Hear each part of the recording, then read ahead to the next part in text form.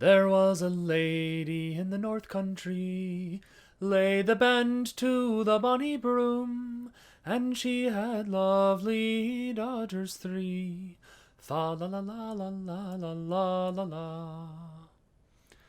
Hey guys, welcome to traditional singing for the month of March. I have a very cool song to show you in this lesson.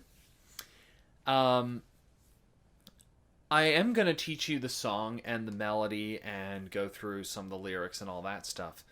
But for today, I really wanted to share with you some of the background of the song and a little bit about ballads in general, because in this particular case, the details surrounding this ballad are really interesting.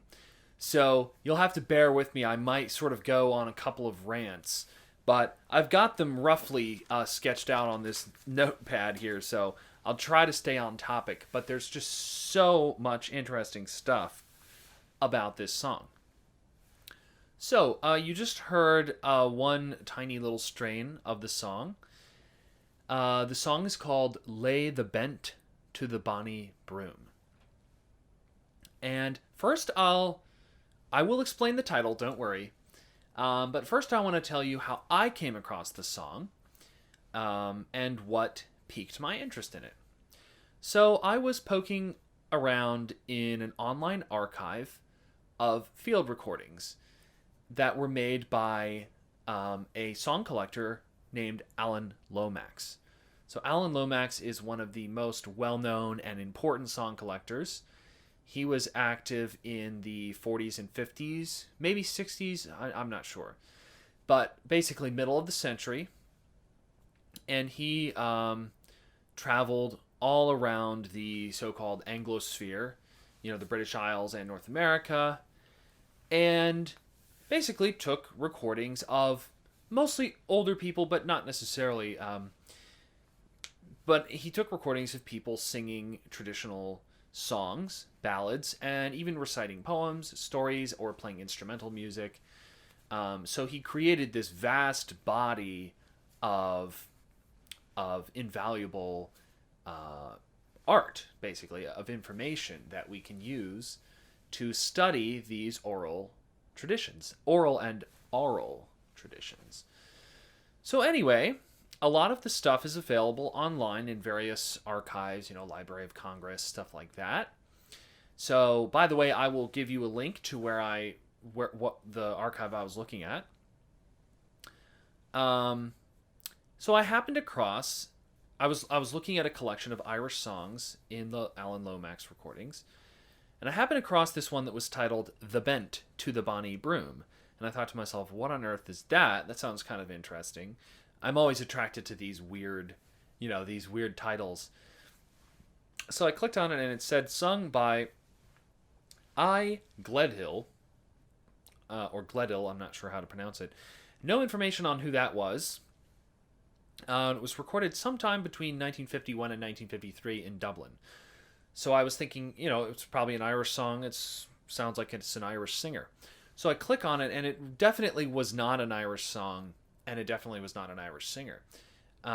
She had a very beautiful voice, but definitely more of a British accent. And she sang a couple of strains of this song that interposed in every single stanza is this line, "Lay the bent to the Bonny Broom." And I just thought to myself, what on earth does that mean?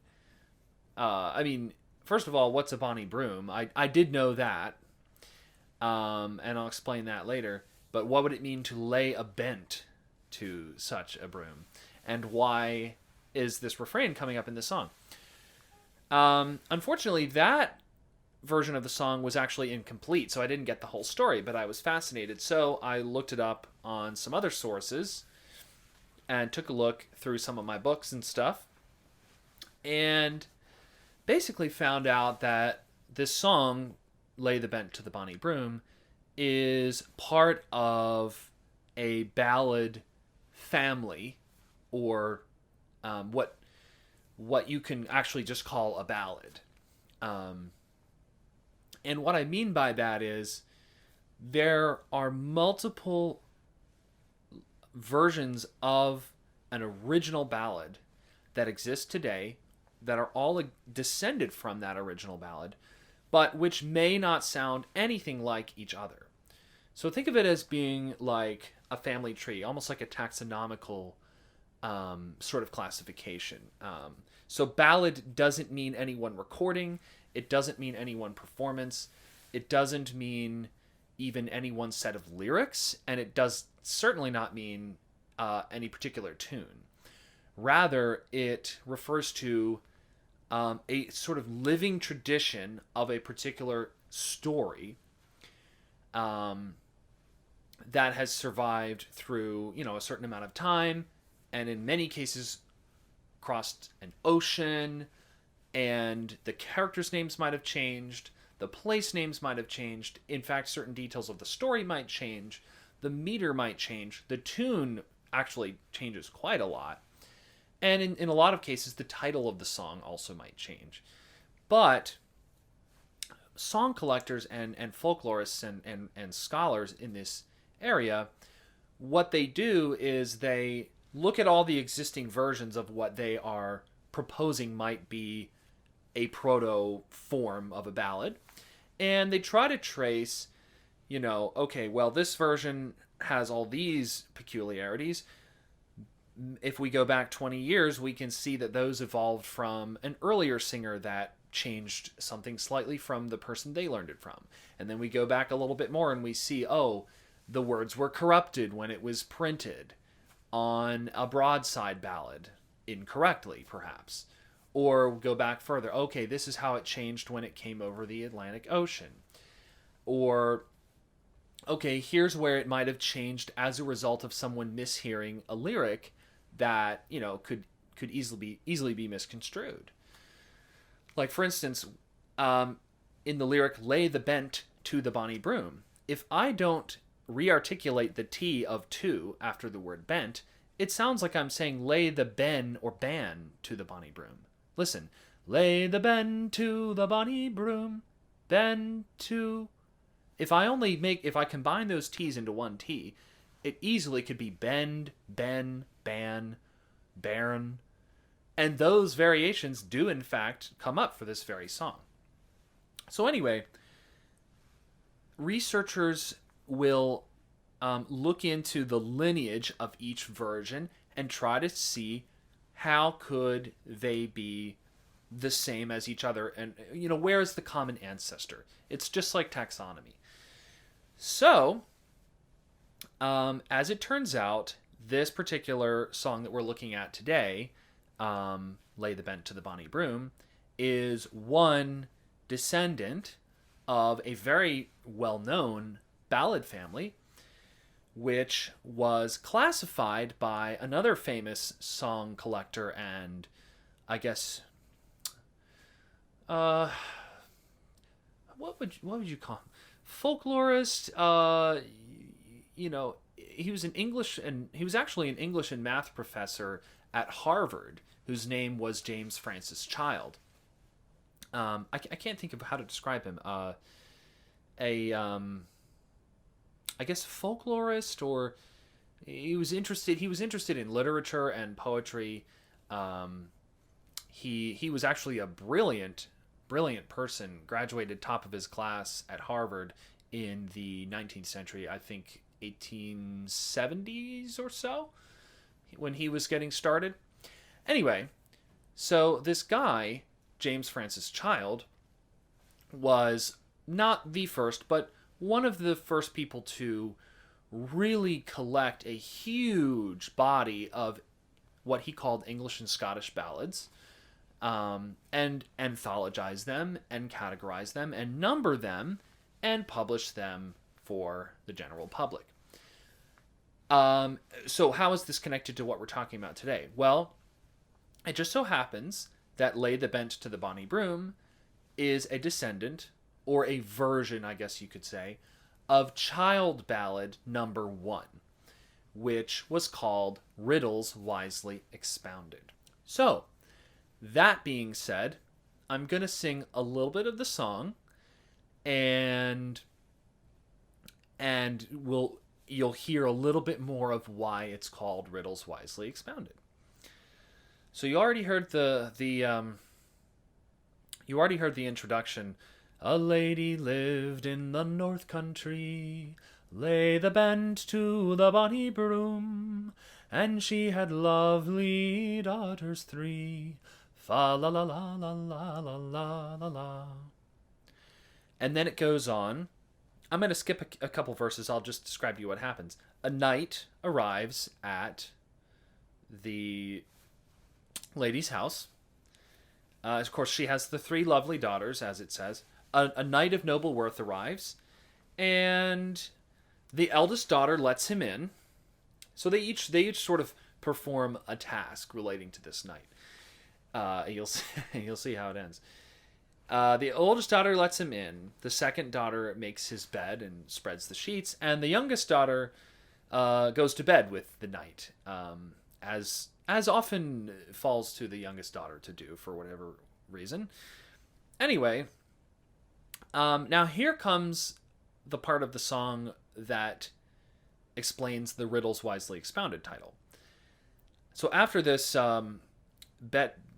this knight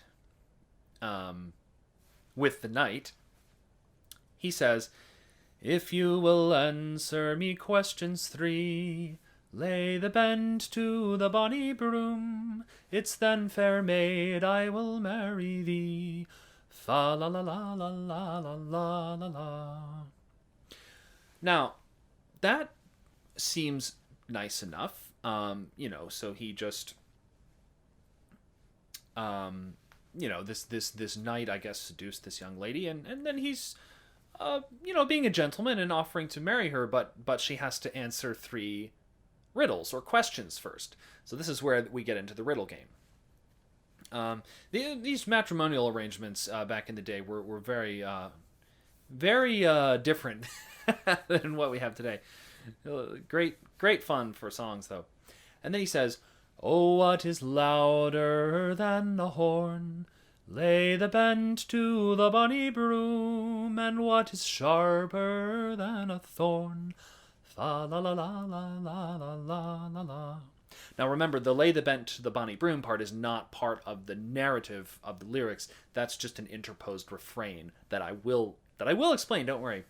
And then he asks, pardon me, "What is longer than the way? And what is deeper than the sea? And what is greener than the grass?" And this last question, which I think is kind of weird and sort of I don't know what the intention here was, but he asks, "What more wicked than a woman was?" That seems like kind of a sort of weird medieval misogyny to me, but anyway, we'll just attribute that to the times. And she, being the bright young lady that she is, successfully answers. She says, "Oh, thunder's louder than the horn, lay the bend to the Bonny Broom, and hunger sharper than the thorn. Fa la la la la la la la la la." And she proceeds to answer all of the riddles correctly. She says, "Love is longer than the way, hell is deeper than the sea, envy's greener than the grass, and the devil more wicked than a woman was." I'm glad that at least was recognized in this song. I would say there are a lot of things that you could have said for that one, but yeah, the devil, that works.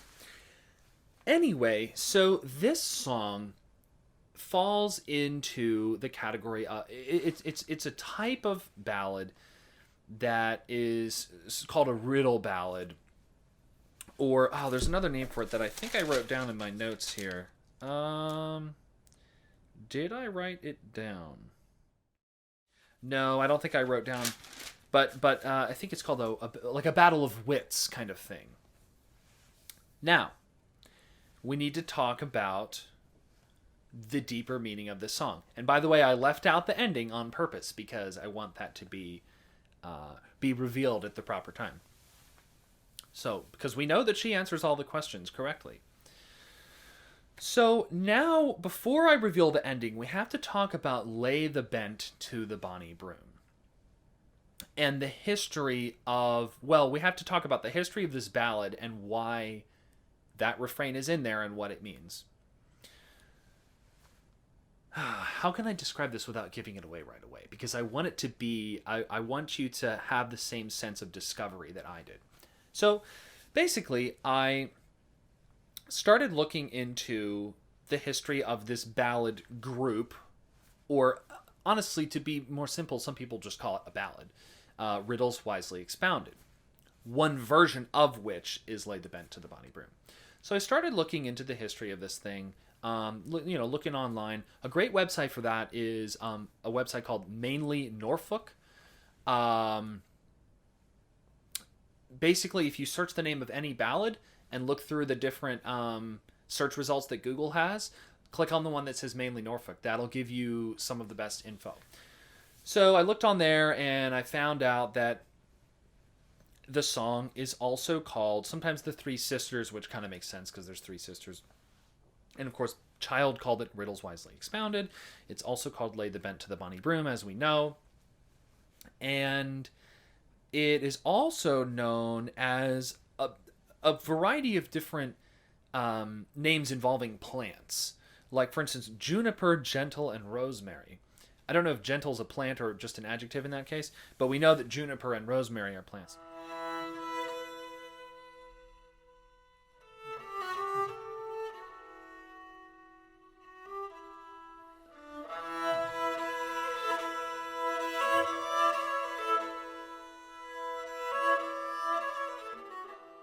You know what it reminded me of? It reminded me of parsley, sage, rosemary, and thyme. From Scarborough Fair that everybody knows.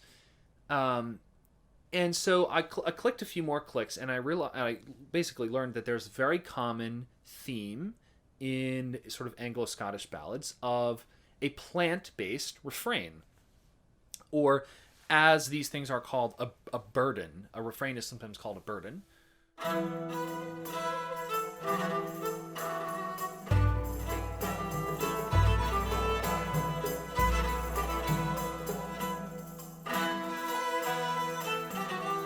So there's this common theme of plant burdens in these ballads. And upon, clicking on a couple of more things, I read that a lot of these combinations of plants that are being cited in some of these ballads were groupings of plants or herbs that at the time of the ballad's conception were believed to ward off evil spirits. So here's where it gets super wild. So Scarborough Fair, as we know it today, sounds basically like it's basically just a generic love song, although it does also have that. I don't know if if you guys have heard the other verses, but it's, tell her to buy me an acre of land, parsley, sage, rosemary, and thyme, between the water and the sea strand, or something of that nature. It's basically saying, tell her to buy me an acre of land that's in between the ocean and the beach.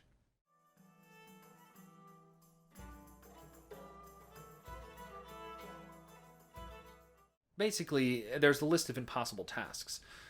And so in Scarborough Fair's modern conception, we don't really hear anything other than that, just this interchange between the two potential lovers, and we don't get the background that used to be with the song, that the person giving the impossible tasks was actually originally identified as an elfin knight.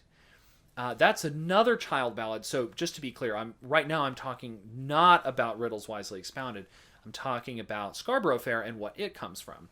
So that ballad was originally called The Elfin Knight, and the refrain of Parsley, Sage, Rosemary, and Thyme was another one of these plant burdens that probably, we can't really know for certain, but probably was meant to be sort of trying to ward off this elfin night.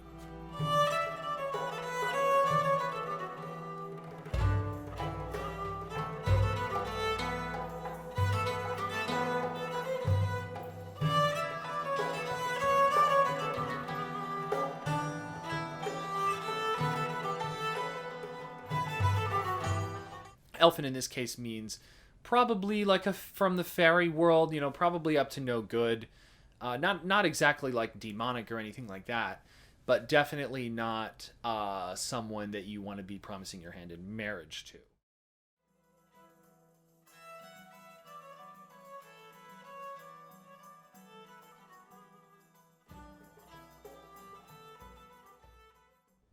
So anyway, there's this theme of plant burdens, and in Scarborough Fair, the whole elfin night thing has completely disappeared. And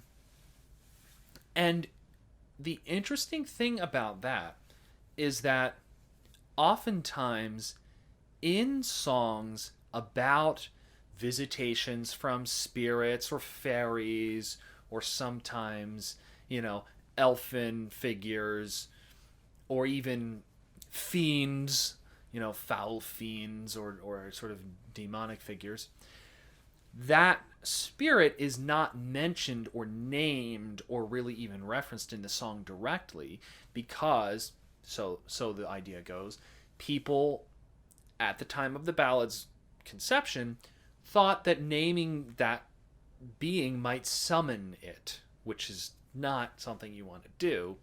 So they would, instead of actually saying the name or even identifying the thing, they would have this plant burden repeating through the song that people at the time knew was meant to ward off evil spirits. So even though the whole song sounds like it's just a normal exchange between two lovers, people listening to the song knew that one of the lovers was actually an evil spirit because of the connotation of this repeated combination of herbs or plants. And that is what I thought that was so cool when I read that. And of course, all of this stuff is kind of hard to verify, so I clicked and looked at people's sources and stuff, and there are people that debate this. I mean, I think we'll never really know what people actually believed, because even if you go back and read a book about what people believed, that doesn't necessarily tell you what they actually believed. You get what I'm saying? But anyway, it does appear to be well attested from at least the Anglo-Saxon period and a little bit after that, that various combinations of herbs were cited in, medicinal or sort of spiritual books as repelling evil spirits. And some of the ones named in Scarborough Fair are in there, parsley, thyme in particular. And so there's good reason to believe that connection with those plant burdens does exist. So anyway, what is going on? Why am I talking about all this? How does that relate to Lay the Bent to the Bonny Broom? Lay the bent to the Bonny Broom. Now, some of you might know that broom is a plant. In this song, it does not refer to the sweeping implement.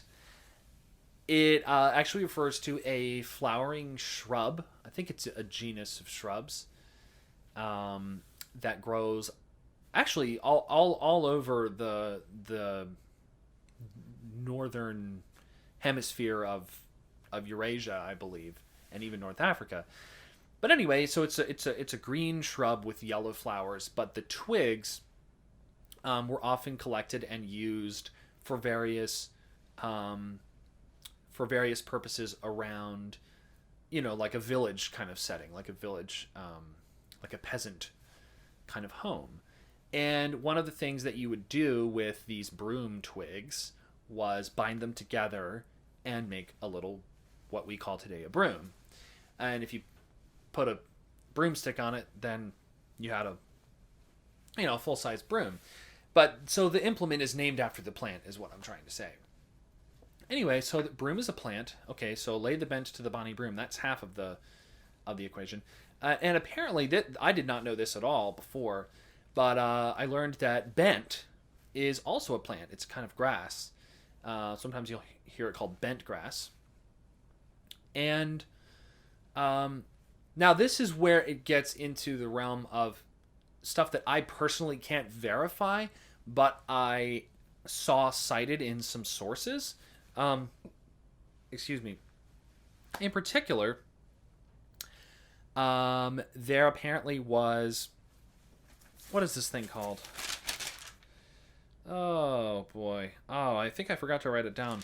But there was a text written in, I believe it was the late 19th century, that was supposed to be, an account of the sort of herb lore of earlier centuries in England, and it recorded bent and broom as both having a certain potency against evil spirits, in particular the devil. So, and this text, I don't know if it's definitive, but it said that the combination of bent and broom was considered to be particularly effective against the devil. So, if that assertion is true, then lay the bent to the Bonny Broom undeniably fits into a similar category of these other plant burdens that are trying to repel evil spirits. In this case, one would assume the devil. And I am 99% sure that that's exactly what it is, because I looked a little bit more into the history of the ballad and its different versions. If you back up 500 years, well, actually more, 500 years before the Alan Lomax period, so we're at about 1450 now. So middle of the 15th century in England, apparently there is a manuscript with the oldest known version of this song. And it's called Inter Diabolus et Virgo. Now, those of you who know even the tiniest bit of Latin, well, those of you who know more Latin will first of all note that that's not grammatically correct, because inter is a preposition that takes the accusative case, so it really should be inter diabolum et virginem. But anyway, this is late medieval England. You can't expect much. So what we have is inter diabolus et Virgo. But even those of you who don't know very much Latin probably know who diabolus is, and Virgo is, basically young maid or virgin. So inter diabolus et Virgo means basically what happened between the devil and the young maid. And now hopefully you're starting to see what's really going on in this song. What you saw is not a man. It is the devil himself, otherwise known as the Dark Angel, Ahriman, Asmodeus, Belial, Diabolus, the devil. The noble knight that comes to call is not just a noble knight. He is, in fact, as the original text names him, a foule fiend, or foul fiend. Or rather, the foul fiend. They don't say devil, they don't say diabolus, they don't say Lucifer or Satan or any of that stuff. They just say the foule fiend. I don't know how to pronounce Middle English. It's really cool to read, though. I'll try to find those Middle English lyrics and post them in the description, because they're really, really cool to read.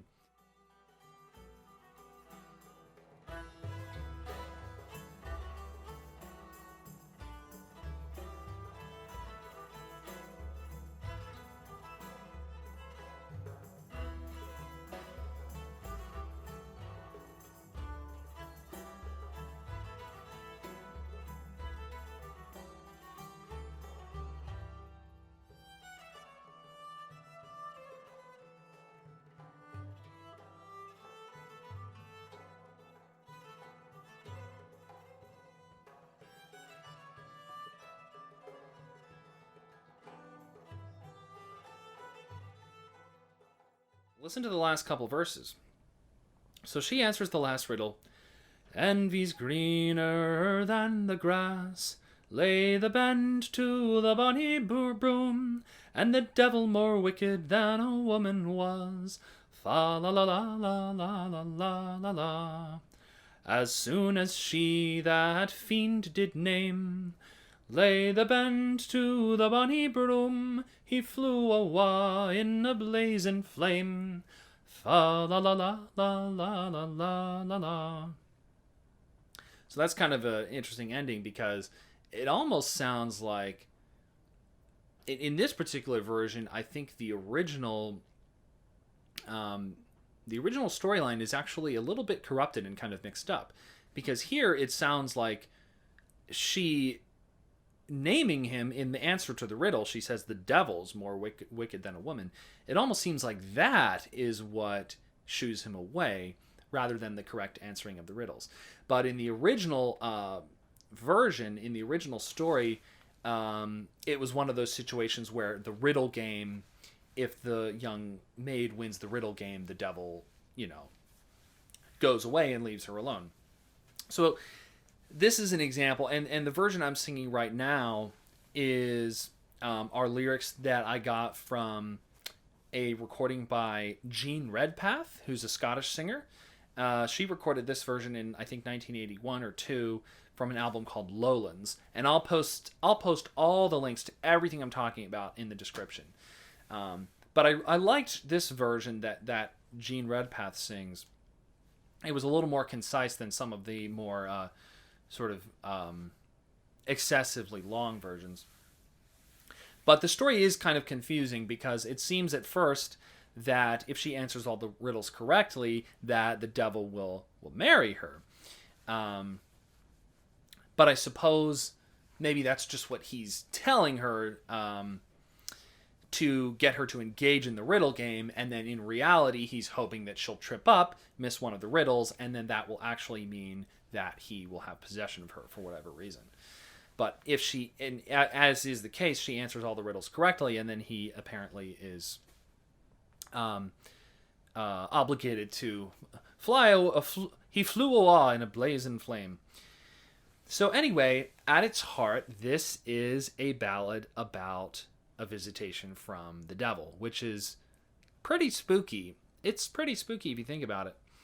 And I sort of skipped over one big part of this ballad's history on purpose, because I didn't want to give away the punchline too early, which is that another name that the ballad is known by, especially in America, is the Devil's 9 Questions. I guess his questions, as they went over the Atlantic, they multiplied, went from 3 to 9, and sometimes there's 6 or 5 other numbers. Anyway, so the Devil's 9 Questions often has a completely different melody. The story varies a little bit, but the one thing that the American versions retained that the Scottish and English versions sort of lost over time is the clarity of who the knight was, that it was the devil. The American versions are, there's no question about it, the name of the song is The Devil's 9 Questions. And I'll post a link to that version as well. That version was sung by a lady named Texas Gladden. I know it sounds like a guy's name. It sounds like Indiana Jones, and his sidekick, Texas Gladden. But actually, she was a lady. And that was recorded by Alan Lomax, the same exact guy. But this one was recorded in 1941. And it's available on this album called Texas Gladden Ballad Legacy, which is basically an Alan Lomax anthology kind of thing. So I'll post the link to that.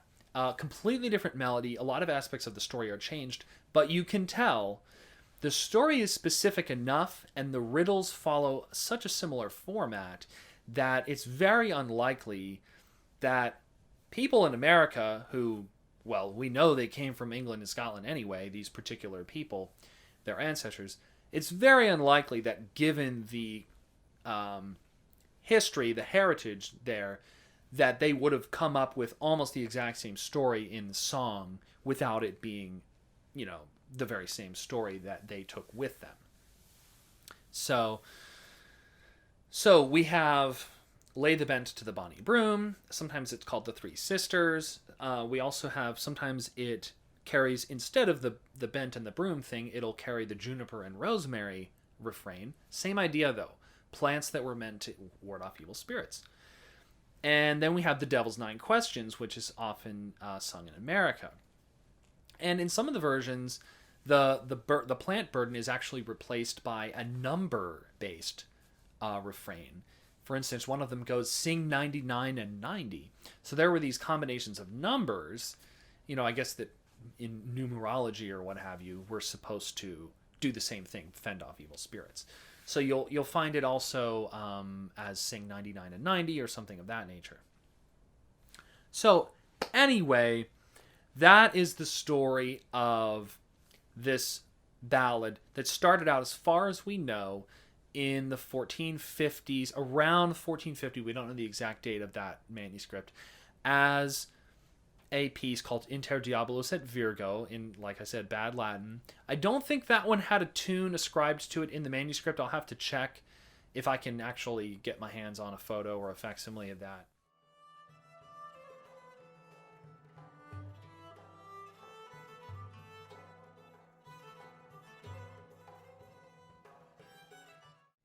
But anyway, that was a very simple story of, the foul fiend shows up and basically tries to gain possession of this young maid by asking her riddles, and she successfully answers them, at which point he is obliged to flee. Later on, the story develops a little bit more with the mother living in the north, having 3 daughters. The knight shows up, you don't know who he is at first, and then, the youngest daughter goes to bed with this knight, and then, there's a longer riddle sequence.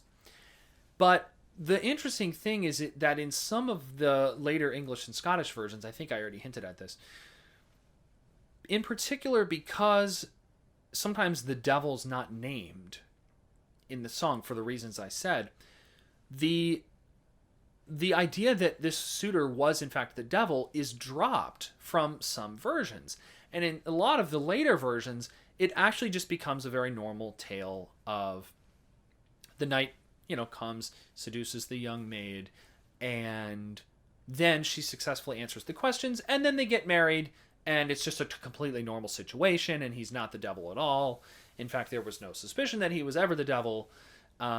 It's just a story of a one-night stand that turned into a happy marriage, which is a lovely story, but not nearly as mysterious and spooky as the fending off of the fiend, the fending of the foul fiend, the unfriendly foul fiend. So I got my hands on a couple of different versions. One of them, the knight is just a knight, like I described. One of them is the Gene Redpath version that I was singing a little bit from, where he is in fact the devil, but the details of the story are a little bit mixed up. And then there's the first one that I heard that's incomplete, the one by I. Gledhill. And then there is the Texas Gladden version, the Devil's Nine Questions. And that one's very clear about the fact that he's the devil. And then there is the original Inter Diabolus et Virgo version, which I don't think we have a recording of because there's really no tune written for it. But I need to work on that. I might try to come up with a something 15th century appropriate for that one. So, the last thing I wanted to say, I know I've been going on and on, but I just think this topic is so interesting. The last thing I was going to share with you is a fun fact that I came across in this research. So the broom plant was a very well-known plant in northwestern Europe, and it was actually it was a very beautiful and useful plant, and so it was used as a heraldic symbol in the coats of arms of various royal families. In Scotland and in England, and as it happens in France as well. So anyway, one such family was the family of the Duke of Anjou, who in the 12th century, the early 12th century, was Geoffrey of Anjou. Now, why, you're probably thinking, what is this guy talking about? Why is he telling us this? Well, here's where it gets interesting. The broom plant in medieval times was known by its Latin name, Planta genista. And so the House of Anjou, which I just mentioned, was sometimes called the Angevin House, after the name Anjou, but it was also called, after that Latin name Planta genista, which was on their coat of arms, it was also called the Plantagenet House. For history lovers, a bunch of light bulbs just went off in your head. For those of you that are not aware, the Angevin or Plantagenet House was the ruling dynasty of England for a couple of hundred years. It was a very, very powerful dynasty. Figures you've heard of like Richard the Lionheart, King John, the whole Robin Hood thing, all the way up to the Wars of the Roses in the late 15th century. That was all the Plantagenet dynasty. So that guy Geoffrey of Anjou, his son became Henry II of England. And so that's how the dynasty of the Broom, which is the Plantagenet dynasty, came to be so famous in England and in world history. So anyway, a little snippet I thought I'd share with you. So, I am going to teach you the melody. Don't worry, we're almost done with this particular lesson. But I'm going to teach you a little bit of the melody, and I'll let you check the different lyrics that I'm going to post, and figure out what version you like the best. But let's listen to the melody and talk about a couple of little things you can do with it to make it sound better, and little variations. So it's in a minor key, and it starts, "A lady lived in the north country." Now here's the repeating part. "Lay the bent to the Bonny Broom." All right. So how about this? I'll do the first and third lines, the ones that change every stanza, and you guys practice singing the "Lay the Bent to the Bonny Broom," and then fa la la la la la la la la la. That's the fourth line. In fact, I'll move it down in pitch. There was a lady in the north country, lay the bent to the Bonny Broom, and she had lovely daughters three. Fa la la la la la la la la la. Now I'm adding a couple of little ornaments on to some of the notes, but for simplicity's sake, you can just sing, "Lay the bent to the Bonny Broom, and she had lovely daughters three. Fa la la la la la la la la la." I like to go fa la la la la la la. Just a little la la right on that one. Fa la la la la la la la la la. Another nice ornament you can do is, where is it? Oh, it's in the third line, so the one after "Lay the Bent to the Bonny Broom." So, "And she had lovely daughters, she had lovely daughters three," right on that penultimate beat. La la la la la la la la la. So let's try a couple more verses. I'll do the words that change, and you guys do the "Lay the Bent" and the fa la las. Ladies, I moved it down so you can sing up an octave, because da da da, so da da da da for the ladies. All right. "There was a knight of noble worth, lay the bent to the Bonny Broom, and also lived in the north. Fa la la la la la la la la la. One night when it was cold and late, lay the bent to the Bonny Broom, this night he came to the lady's gate. Fa la la la la la la la la la. The eldest daughter she let him in, Lay the bend to the Bonny Broom, she pinned the door with a silver pin. Fa la la la la la la la la la. And so on. So are you starting to get a feel for the melody? I hope you are. I'll sing a verse nice and slow. The second daughter, she's made his bed. Lay the bend to the Bonny Broom, and Holland sheets so fine she spread. Fa la la la la la la la la la. All right. One of the other theories that you're going to see floating around and that I encountered is that Lay the Bend to the Bonny Broom is an erotic, it's sort of a an innuendo, basically, that it's a sexual thing. And I've been thinking about this the last couple of days based on what I've read and some stuff that I, just knowledge that I have about some of these ballads.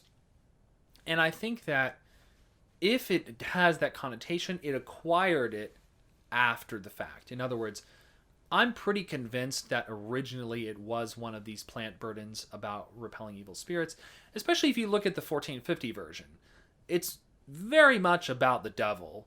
It's not about an actual casual sexual encounter wherein one might be actually cheering on the encounter with some sort of innuendo. No, it's quite literally about the devil. And it says so right at the beginning.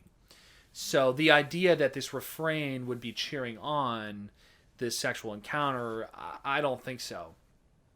I mean, there's bawdy songs in every century and every culture. I know that. But usually the ones about the devil, they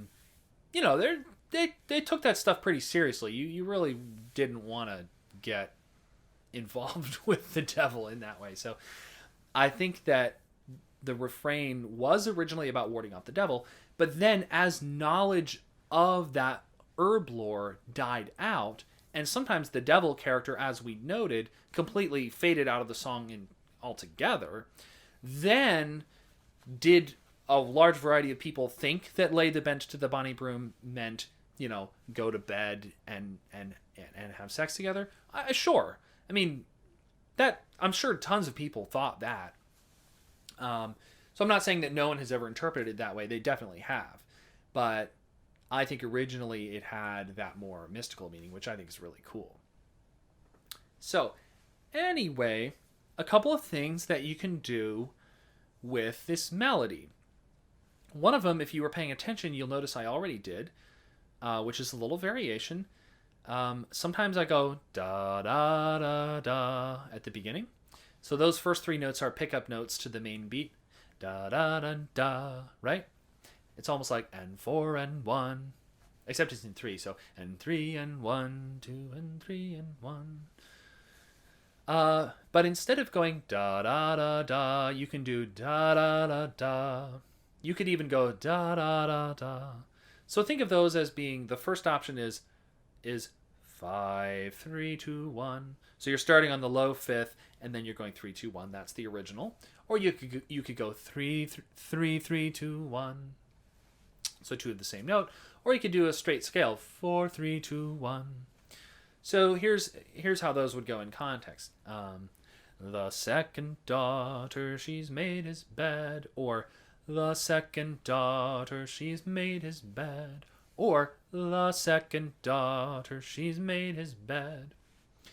And then you can change, like I said, you can add those ornaments that we talked about if you feel comfortable with that.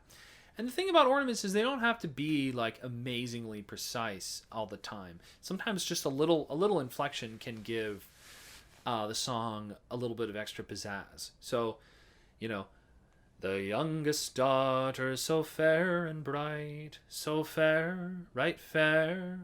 I'm not doing anything crazy. I'm just sort of scooping into that note, which in classical singing you're not supposed to do, but in this style of singing, totally, totally fair. The youngest daughter, say fair and bright. Sorry, I said say because I'm looking at the lyrics and the way that she sang it was say, because she has the Jean Redpath is really singing the song in a Scots dialect. She actually says, instead of night, she says, nicht, nicht, and bright is bricht. And there's all these wonderful dialectical variations.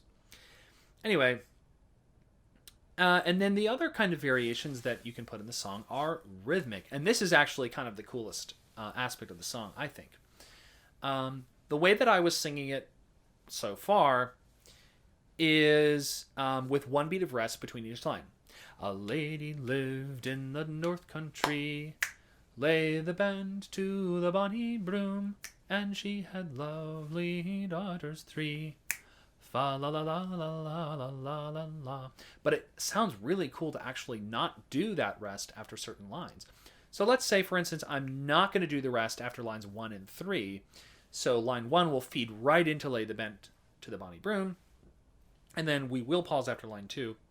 But then line 3 will feed directly into fa la la. So, like for instance, here's one of the later verses that I can try that way. Oh, thunder's louder than a horn, lay the bent to the Bonny Broom, and hunger sharper than a thorn, fa la la la la la la la la la. It just lends a little bit of excitement to it, right? Kind of, it's like a curveball. You're expecting this very easy flowing cadence, and then it kind of cuts in and just gives you a little bit of excitement.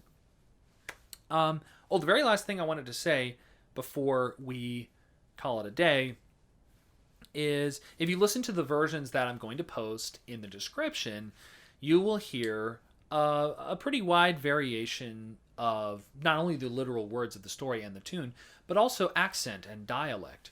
In particular, Jean Redpath, like I'd mentioned, is singing the song really in Scots English, or the Scots dialect of English, which some people consider a different language.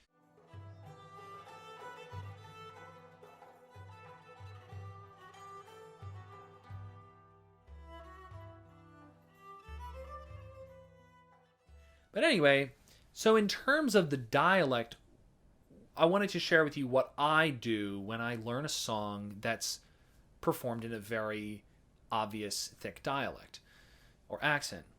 I avoid putting on any kind of accent because I don't want to give the impression that I think I'm actually from that place or part of that heritage. I'm not. I'm American. My voice sounds the way it does. I'm not going to have any pretensions to being Scottish or Irish or anything like that.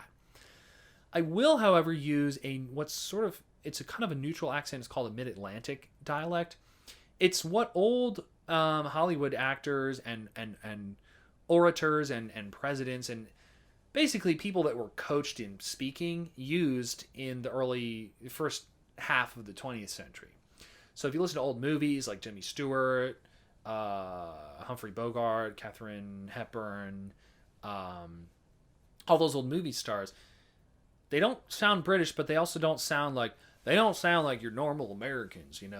They don't have the like if you think of the word farmer, they wouldn't say farmer, they would say farmer, farmer, farmer. But it's not farmer. It's not the the R isn't totally gone. It's not what we would call a non-rhotic accent. Rather, it just has a pleasant touch of R to it. So that you can't quite place where the person's from. That was considered the goal of this kind of speech. So anyway, I actually use that to a certain extent when I'm singing. So here's an example. If you will answer me questions 3, lay the bend to the Bonny Broom, it's then, fair maid, I will marry thee. Fa la la la la la la la la la. So, here's how that would sound in straight up American. If you will answer me questions 3, notice not 3, but 3, that would be American. 3. It's then, fair maid, maid, I will marry thee. Lots of R's, a little bit nasal on some of the vowels. Here's what it would be in straight up, Anglican Church British, it would be, if you will answer me questions 3, it's then, fair maid, I will marry thee. So that's a little too much. And then here's right in the middle, the Mid-Atlantic dialect. If you will answer me questions 3, it's then, fair maid, I will marry thee. Marry, marry. It's not marry and it's not merry. It's just a light touch of R. And I think that helps as a singer. It helps to avoid being like a sort of an offensive caricature of an Irish or Scottish accent, or a pretended accent. But it also helps you not sound like a country singer or a pop singer. So there's a certain pleasantness to that kind of dialect. So anyway, especially for old songs, it works really well for old songs because, well, it sounds kind of like an old-timey kind of dialect. Anyway, that is all the advice I have for you on how to perform or how to sing this particular song. How about to close it out, I'll sing the whole song, and I hope that you guys will join in on, well, actually, you know what I do? I'll post the lyrics in the video. Yeah, I'll post the lyrics in the video so you guys can sing along. So we're going to do A Lady Lived. All right, here we go. 1, 2. A lady lived in the north country, lay the bend to the Bonny Broom, and she had lovely daughters 3. Fa la la la la la la la la la. There was a knight of noble worth, lay the bend to the Bonny Broom, who also lived into the north. Fa la la la la la la la la la. One night when it was cold and late, lay the bend to the Bonny Broom. This night he came to the lady's gate. Fa la la la la la la la la la.